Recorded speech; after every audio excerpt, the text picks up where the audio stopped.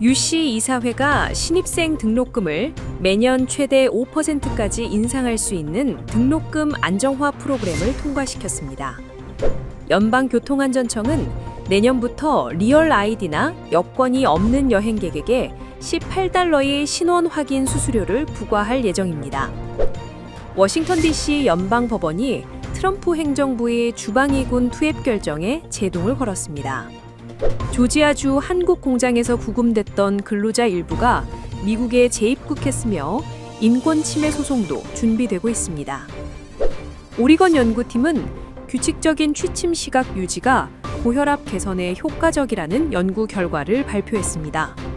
한국에서는 최상병 특검팀이 윤석열 씨 등 12명을 재판에 넘겼고 김건희 특검팀은 명품 가방 의혹과 관련해 강제 수사에 착수했습니다.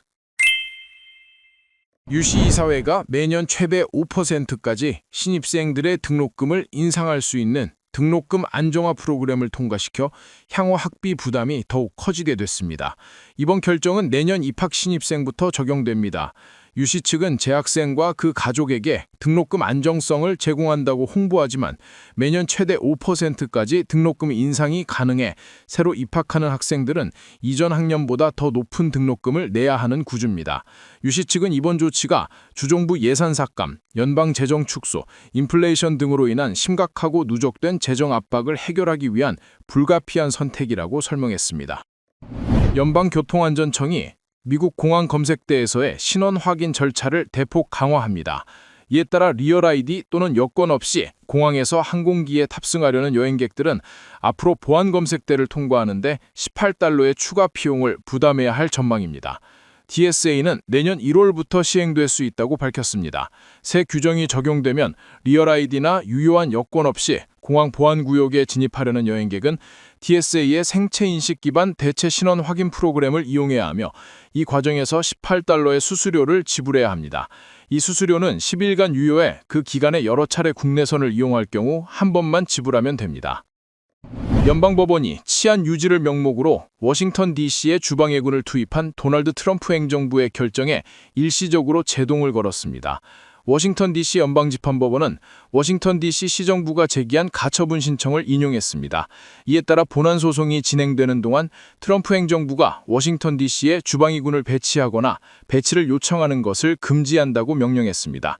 다만 피고에게 항소할 기회를 주기 위해 가처분 명령 이행을 오는 12월 11일까지 21일간 보류했습니다.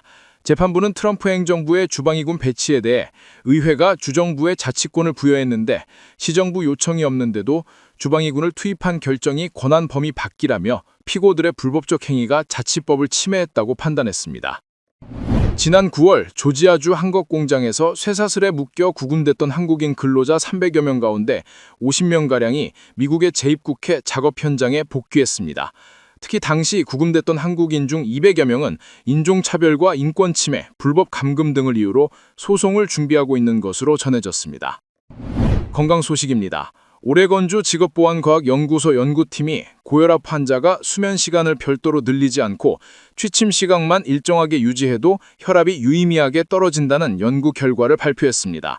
연구에 따르면 2주간 취침 시각의 오차를 줄여 규칙적인 수면 패턴을 유지한 결과 야간 수축기 혈압이 5mmHg 감소했는데 이는 규칙적인 운동이나 염분 섭취 제한과 유사한 수준의 개선 효과입니다.